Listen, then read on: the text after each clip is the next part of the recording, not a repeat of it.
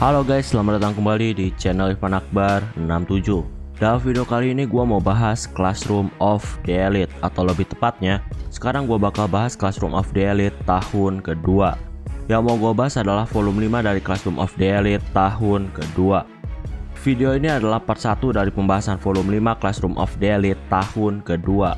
Tentunya video ini adalah kelanjutan dari video sebelumnya, jadi buat kalian yang belum nonton video pembahasan yang sebelumnya, kalian tuh bisa nonton videonya terlebih dahulu. Video ini satu udah jelas spoiler untuk lanjutan animenya, jadi buat kalian yang gak suka spoiler, kalian bisa close video ini. Sebelum kita mulai, gua mau ngingetin lagi ke kalian, jangan lupa untuk subscribe channel ini. Dan jangan lupa juga untuk nyalain loncengnya, supaya kalian dapat notif kalau channel ini update video terbaru.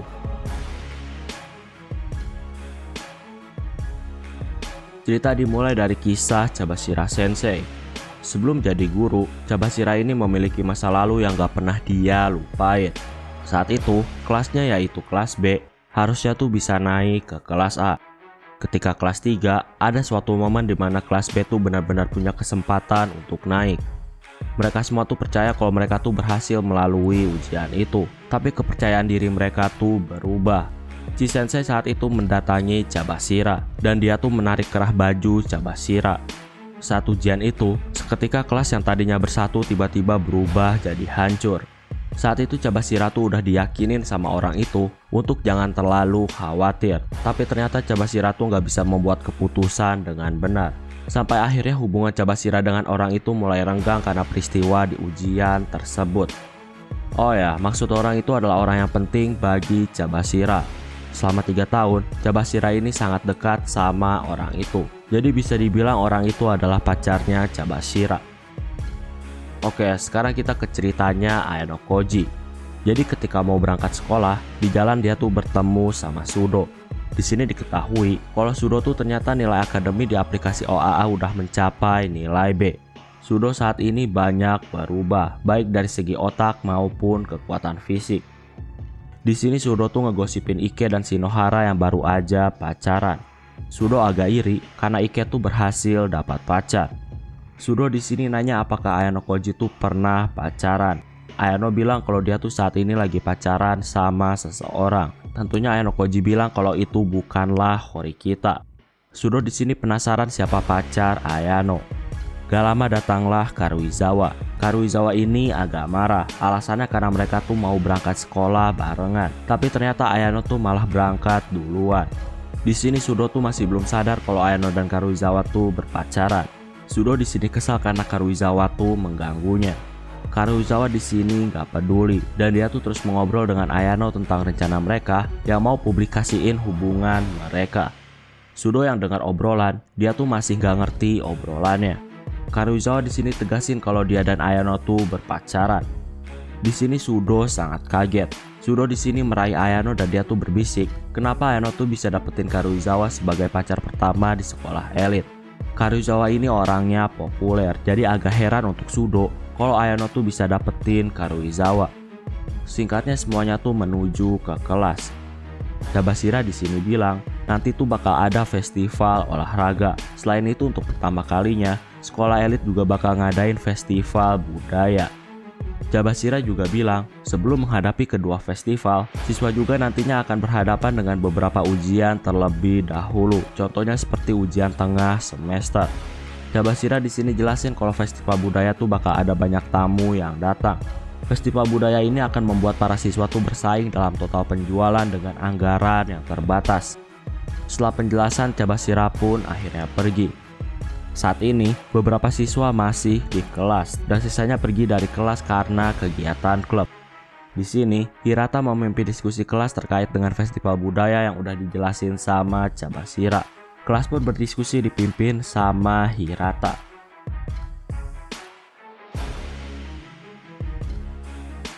Hirata di sini tegasin kalau anggaran mereka tuh terbatas.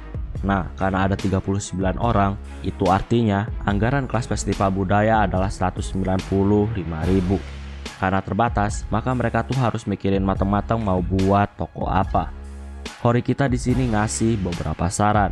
Horikita juga bilang kalau mereka tuh harus ngeluarin sedikit poin pribadi untuk ngelakuin berbagai eksperimen kecil. Contohnya kalau mau buat toko takoyaki, maka harus ada uji coba masak terlebih dahulu sebelum takoyakinya tuh beneran dijual. Horikita juga tegasin kalau mereka tuh harus mencegah ide-ide toko supaya nggak bocor ke kelas lain. Menjaga rahasia tuh sangat penting. Singkatnya beberapa minggu berlalu, Ayano tuh nggak ngerti kenapa hubungan dia dan Karuizawa tuh masih belum tersebar. Padahal mereka tuh udah bocorin info itu ke Sudo. Suatu ketika saat pulang sekolah, Sato saat ini mendekati Horikita dan mereka tuh mengobrol tentang festival budaya. Sato di sini punya saran bagus untuk festival budaya. Horikita di sini mau dengar penjelasan detailnya. Sato pun mengajak Horikita ke gedung khusus. Oh ya, sejauh ini udah banyak siswa yang ngasih saran ke Horikita. Ada beberapa saran yang ditolak dan ada beberapa saran yang dipertimbangkan. Tapi Horikita tuh masih belum nentuin mana yang bakal diadain sama kelas dalam festival budaya. Di sini juga karena Sato melihat Ayano, Sato juga mengajak Ayano untuk ikut ke gedung khusus. Sato, Horikita, dan Ayano Koji pun menuju gedung khusus. Tentunya di sana juga ada siswa yang jaga di depan pintu ruangan. Tujuannya supaya lebih aman dan gak ada siswa lain yang tahu. Ketika masuk ruangan, Ayano tuh kaget karena ruangan tuh udah dihias. Singkatnya, Sato, Chiaki, dan Mei-chan, mereka tuh memakai baju pelayan atau baju maid. Mereka berencana untuk membuat maid cafe. Horikita di sini penasaran dengan biaya yang harus dikeluarin mereka bertiga untuk membuat eksperimen maid cafe. Mereka bertiga pun cerita. Ayano di sini kagum karena mereka bertiga tuh bisa bereksperimen dengan biaya minimum.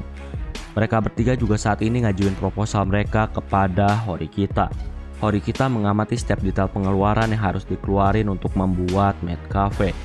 Walaupun butuh banyak biaya, tapi Horikita tuh tertarik karena maid cafe adalah hal yang jarang dilakuin orang lain. Walaupun nanti misalnya ada kelas lain yang pakai konsep yang sama, mereka tuh yakin bisa bersaing. Horikita di sini tertarik sama maid cafe dan dia menyuruh Ayano Koji untuk mencari cewek-cewek yang cocok untuk dipakein pakaian maid cafe. Horikita juga di sini nyerahin segala sesuatunya tuh kepada Ayano Koji, mulai dari perekrutan, manajemen, dan total pengeluaran. Ayano kesal karena Horikita tuh nyerahin semuanya ke dia. Horikita bilang kalau tugasnya saat ini sangat sulit. Horikita bakal mikirin cara untuk meningkatkan penjualan dengan anggaran yang rendah. Ayano di sini mau gak mau ngikutin Horikita. Setelah itu mereka pun berpisah. Di jalan, Ayano tuh bertemu Cabashira dan mereka tuh mengobrol. Cabashira di sini hanya tertawa. Alasannya karena Ayano tuh dapat peran besar di festival budaya. Setelah mengobrol, mereka pun berpisah. Besoknya, Cabashira ngasih tahu kelas bahwa akan ada ujian khusus sebelum festival. Ujian khusus ini hanya untuk kelas 2. Jadi kelas 1 dan kelas 3 tuh nggak ada ujian khusus sebelum festival. Kelas 2 saat ini punya kesempatan lebih untuk berlomba menuju ke kelas A.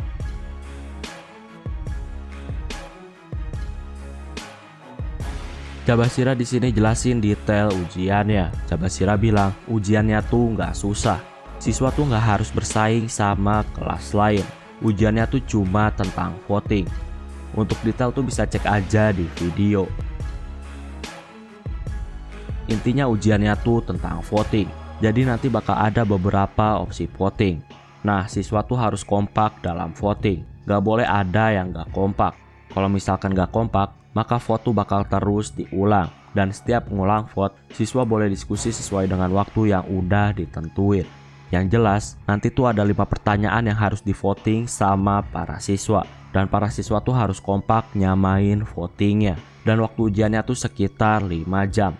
Jadi siswa harus menjawab semua pertanyaan dengan kompak dalam waktu 5 jam. Kalau lebih dari 5 jam, maka siswa tuh bakal dihukum pengurangan 300 poin kelas. Singkatnya siang hari, Hirata di sini mau minta pendapat teman-temannya tentang ujian voting. Kushida di sini nyaranin supaya ada pemimpin untuk menyatukan suara voting. Kushida di sini ngajuin Horikita sebagai pemimpin. Singkatnya semua sepakat Horikita pemimpinnya. Setelah diskusi, grup Ayano tuh mengajak Ayano untuk makan, tapi mereka tuh dihentikan sama Karuizawa. Karuizawa di sini dengan berani bilang kalau dia tuh sekarang adalah pacarnya Ayano Koji. Jadi Ayano Koji tuh bakal makan sama dia. Wajah Karuizawa juga di sini memerah. Semua orang di kelas kaget mendengar pernyataan Karuizawa. hubungan mereka pun akhirnya tersebar. Ketika pulang sekolah, Hasebe mendatangi Ayano untuk pulang bareng. Nah, karena saat ini Karuizawa dikerumunin sama cewek-cewek yang nanyain dia tentang hubungannya Karuizawa, maka Ayano pun pulang sama Hasebe. Ketika di jalan, Hasebe cerita kalau dia dan grup Ayano Koji lain, mereka tuh nggak nyangka kalau ternyata Ayano Koji tuh jadian sama Karuizawa. Tapi yang paling kaget tentunya adalah Sakura. Hasebe cerita kalau Sakura tuh terus menangis ketika makan siang.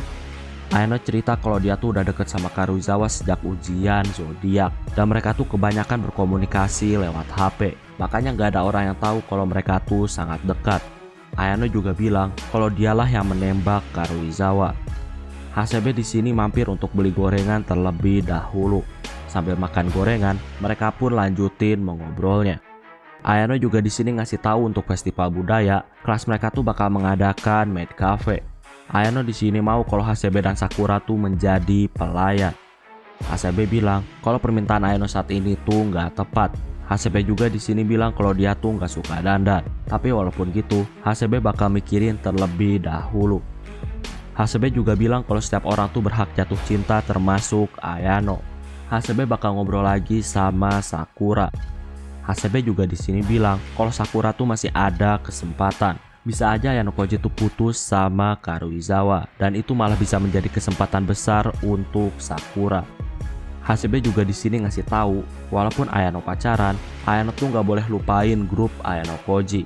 Setelah mengobrol, mereka pun berpisah. Singkatnya, Ayano tuh pergi ke asrama bersama Karuizawa, dan di sana ternyata ada Horikita yang ikut naik lift. Horikita di sini mau mengobrol sama Ayano Koji, dan Karuizawa tuh pulang duluan ke kamarnya. Awalnya Horikita tuh di sini nanya tentang hubungan Ayano, tapi lama-kelamaan dia tuh nanyain tentang ujian khusus voting. Horikita di sini berpikir gimana caranya untuk nyatuin suara kelas supaya votingnya sama.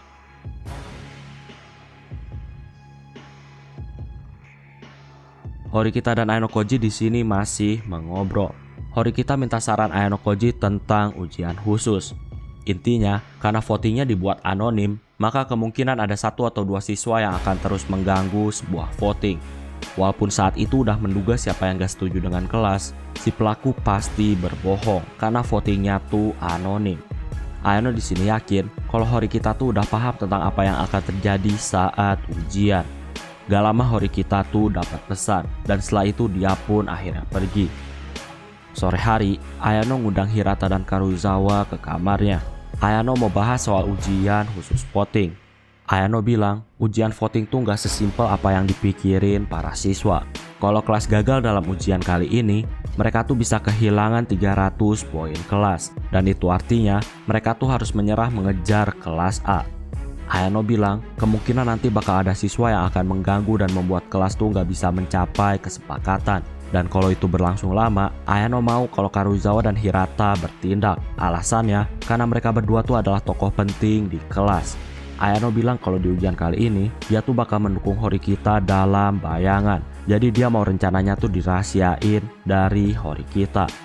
Ayano di sini terus ngasih instruksi yang intinya, mereka tuh harus mensukseskan segala rencananya Horikita. Setelah itu mereka pun berpisah. Jam 10 malam, Ayano Koji ditelepon sama ayah Sakayanagi.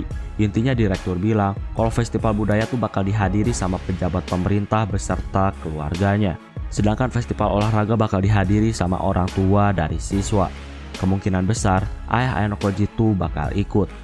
Direktur di sini mau ngasih bodyguard untuk Ayano Koji, tapi di sini Ayano Koji tuh menolak karena nggak mau diistimewakan.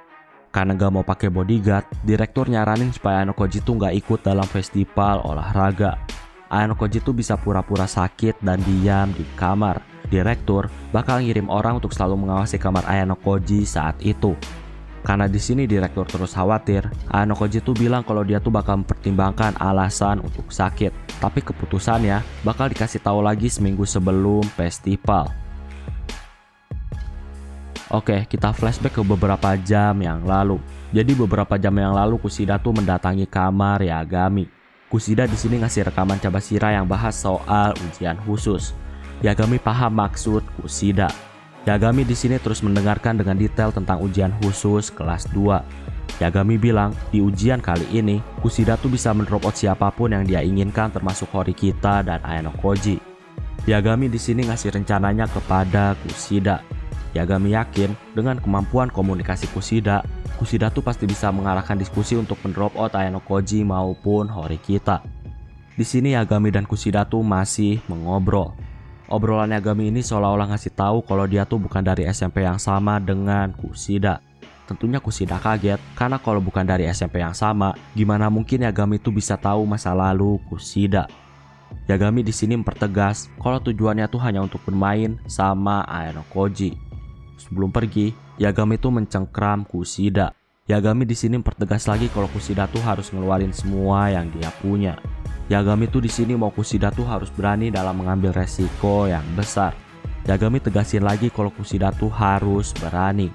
Diusir atau mengusir, Kushida lah yang akan nentuin pilihan itu.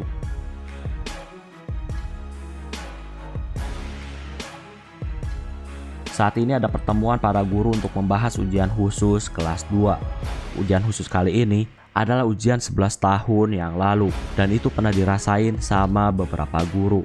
Ujian itu juga menyisakan beberapa kenangan pahit. Karena ada beberapa guru yang ngerasain ujian khusus, maka para guru diperingatin jangan berlebihan dalam ngasih bocoran ke siswa. Ketika bel kelas berbunyi, Cabashira tuh berjalan menuju ke kelas. Di lorong dia tuh ditegur sama Hoshinomiya. Hoshinomiya di sini ngerasa kalau Cabashira tuh kurang tidur karena mikirin ujian khusus kali ini. Hoshinomiya juga tegasin kalau Cabashira tuh nggak layak untuk di kelas A. Setelah itu mereka pun berpisah. 17 September, ujian khusus pun dimulai. Kursi para siswa tuh udah diacak, jadi siswa duduk sesuai kursi yang udah ditentuin. HP para siswa juga saat ini disita, tujuannya supaya para siswa tuh nggak bisa saling berkomunikasi. Gak lama, Ayano ngeliat kalau Sakura tuh didorong pelan-pelan sama Hasebe. Hasebe nanya apakah Ayano tuh punya waktu setelah pulang sekolah. Ayano di sini setuju untuk bertemu. Ayano juga di sini melihat kalau Sakura tuh sekarang menghindari kontak mata dengannya. Singkatnya ujian pun dimulai.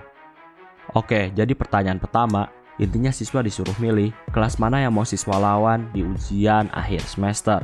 Kalau milih kelas A dan menang saat ujian akhir, maka kelas C tuh bisa dapat 100 poin. Nah, opsi kedua, kalau milih kelas B, maka kelas C tuh bisa dapat 50 poin. Dan opsi yang ketiga, kalau milih kelas D, maka kelas C tuh nggak bakal dapat poin. Voting pun dimulai. Di sini vote-nya tuh beda-beda. Nah, karena vote-nya beda-beda, maka Horikita di sini mencoba untuk ngasih pendapatnya. Horikita bilang kalau lawan yang ideal saat ini baginya tuh adalah melawan kelas B. Melawan kelas Ichinose akan menjadi pertarungan adil tanpa ada trik yang jahat. Intinya di sini, Horikita meyakinkan teman-temannya kalau kelas B adalah lawan yang ideal untuk dihadapi. Di sini sesuai rencana, Hirata dan Karuizawa juga berdiri dan setuju untuk mendukung pendapatnya Horikita. Singkatnya vote kedua dimulai dan semua siswa sepakat memilih jawaban untuk melawan kelas B. Selanjutnya adalah pertanyaan yang kedua. Pertanyaan kedua tuh intinya, siswa tuh disuruh memilih tempat untuk melakukan perjalanan sekolah yang direncanain di bulan November. Pilihannya tuh ada Hokkaido, Kyoto, dan Okinawa. Seperti biasa, voting pertama tuh pilihan siswa tuh beda-beda. Kushida di sini nanya tentang saran dari Horikita. Horikita di sini berpikir, semua orang punya alasan masing-masing memilih tempat yang mereka suka. Para siswa di sini mulai berdebat tentang tempat mana yang harus mereka pilih. Siswa di sini terus berdebat. Kushida di sini terus nanya ke Horikita tentang apa yang harus mereka lakuin dalam voting kali ini. Singkatnya voting kedua, pertanyaan kedua pun dimulai dan hasilnya tuh lagi-lagi beda-beda. Siswa belum sepakat mengenai tempat yang ingin dikunjungi di bulan November. Karena gak nemu kata sepakat, para siswa mutusin untuk main kertas gunting batu. Jadi setiap perwakilan tempat bakal saling adu keberuntungan. Dan singkatnya yang menang sweet adalah kelompok Hokkaido. Voting ketiga saat ini dimulai dan semua siswa sepakat untuk memilih Hokkaido.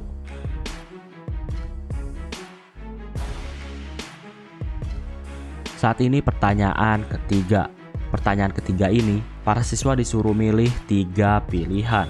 Pilihan pertama, kelas tuh bakal dapat 3 poin perlindungan secara acak. Tapi selama 6 bulan, siswa kelas tuh nggak bakal pernah dapat gajian poin pribadi.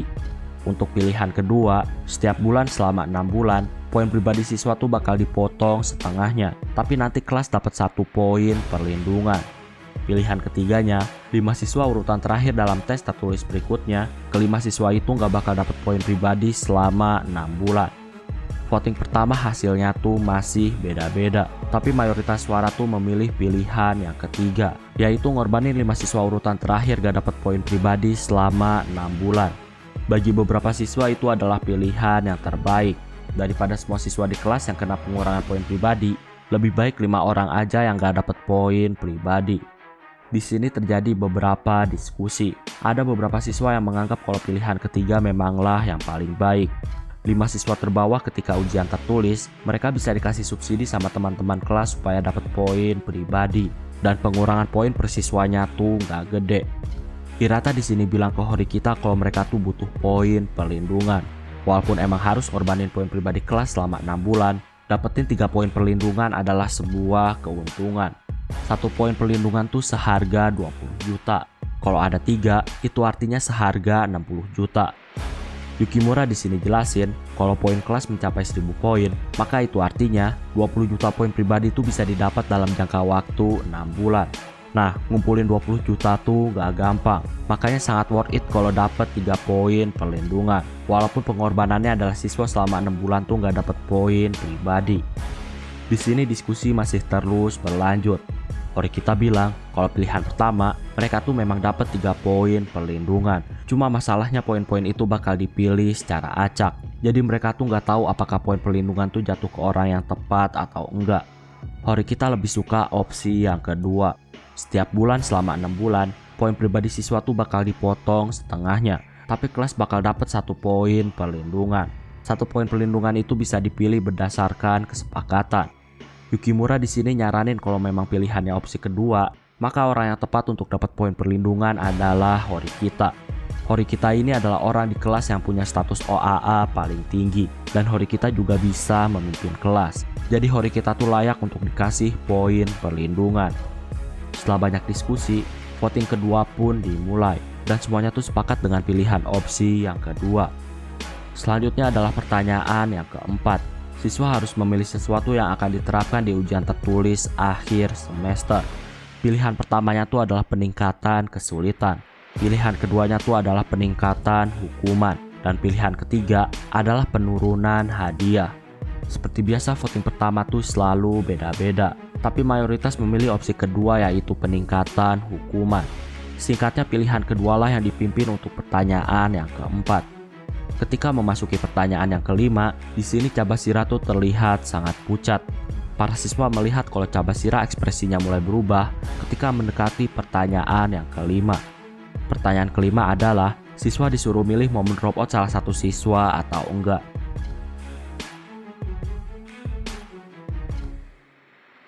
Oke, jadi kalau siswa mau drop out salah satu siswa, maka kelas tuh bakal dapat 100 poin kelas. Pilihannya di sini tuh cuma setuju atau nggak setuju. Ayano di sini udah menduga bakal keluar pertanyaan yang sangat buruk. Yang paling membuat kesal adalah siswa yang melakukan voting tuh bakal dinilai sebagai anonimus. Jadi nggak ada yang tahu pilihan para siswa. Oh ya, dari pertanyaan 1 sampai 4 bisa diselesain dengan waktu yang singkat, yaitu cuma dalam waktu 1 jam. Tapi pertanyaan terakhir tuh pasti bakal sulit dan itu bakal memakan waktu yang banyak. Sisa waktu ujian tuh sekarang cuma 4 jam lagi. Singkatnya voting pertama 37 siswa tuh menentang ada yang di DO dan 2 siswa tuh setuju ada yang di DO. Ayano di sini melihat Cabashira terdiam melihat hasilnya. Ketika hasilnya diumumkan, para siswa heboh karena ada 2 orang yang mau ada drop out. Sudo di sini curiga kalau salah satunya adalah Koenji. Keributan sedikit terjadi. Karena Koenji nggak mau ngaku, mereka beralih ke satu siswa lagi yang memilih setuju ada drop out. Para siswa tuh masih nggak tahu siapa satu orang lagi yang pengen ada drop out. Hori kita di sini bilang kalau satu orang lagi tuh adalah Ayano Koji. Hori kita udah buat rencana dengan Ayano Koji supaya voting pertama tuh nggak berjalan dengan baik. Horikita bilang kalau voting pertama tuh dilakuin tanpa ada diskusi. Dengan gitu, demi menghindari pilihan yang salah, maka Ayano-koji tuh harus membuat pilihan yang berbeda supaya lanjut ke voting putaran yang kedua. Para siswa di sini menjadi tenang, tapi Sudo di sini tetap memaksa Koenji untuk ngaku bahwa Koenji adalah salah satu siswa yang setuju ada yang di DO. Koenji di sini masih nggak ngaku karena emang nggak ada buktinya. Ayano di sini paham kalau Horikita tuh saat ini mau nenangin teman-teman kelasnya supaya nggak larut dalam keributan yang bakal menyebabkan waktu habis sia-sia. Voting kedua pun dimulai dan hasilnya tuh tetap sama. Dua siswa setuju untuk ada yang di DO. Horikita di sini melihat ke arah Ayano-koji. Ayano-koji bilang kalau dia tuh dari awal voting dia tuh milih gak setuju ada yang di DO. Horikita kaget karena ternyata ada dua siswa yang beneran pengen ada yang di DO. Horikita di sini berpikir dengan wajah yang kesal. Kushida nanya ke Horikita tentang apa yang harus dilakuin. Horikita di sini tegasin keputusan dia adalah gak ada orang yang di DO. Hirata di sini juga tegasin 100 poin adalah harga yang gak layak jika harus mengorbankan satu siswa. Koenji di sini tertawa. Alasannya karena ujian kali ini tuh berjalan dengan baik dan sangat menyenangkan. Horikita di sini minta Koenji untuk ngaku. Koenji bilang kalau dia adalah salah satu orang yang setuju untuk ada DO. Koenji bilang dapat 100 poin kelas sama aja dapat poin pribadi tambahan untuk setiap bulannya. Horikita di sini terlihat marah karena Koenji mau membuang teman hanya demi poin. Koenji di sini hanya tertawa. Koenji bilang kalau dia tuh nggak pernah menganggap siswa di kelasnya sebagai teman. Sudo bilang kalau itu mau Koenji, maka yang bakal di drop out adalah Koenji. Koenji bilang kalau itu bisa aja terjadi jika semua siswa setuju. Koenji sangat yakin kalau Horikita tuh bakal melindunginya. Horikita di sini ngasih tahu kalau dia dan Koenji tuh punya perjanjian. Jadi, ketika Koenji berhasil peringkat 1 di ujian tabur penghuni, maka Horikita bakal melindungi Koenji dari drop out. Di sini, kelas menganggap kalau Koenji tuh memang berjasa di ujian sebelumnya. Berkat Koenji, kelas mereka tuh semakin dekat mendekati kelas B. Tapi kali ini Koenji tuh adalah penghambat, jadi nggak ada salahnya untuk mendrop out Koenji. Koenji bilang semua orang tuh berhak memilih, dan Koenji tuh memilih ada yang di drop out.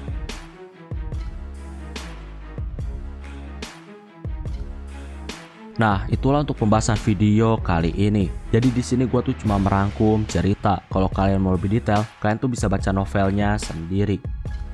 Oke, kayaknya cukup untuk video pembahasan kali ini. Terima kasih karena udah nonton video ini sampai habis. Jangan lupa untuk subscribe, like, dan yang paling penting adalah jangan lupa untuk share video ini ke teman-teman kalian. Sampai bertemu kembali di video-video selanjutnya. Terima kasih.